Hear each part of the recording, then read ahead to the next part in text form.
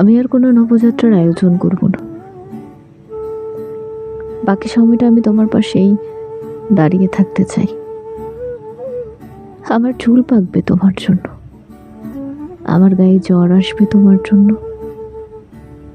আমার ঈশ্বর জানেন আমার মৃত্যু হবে তোমার জন্য।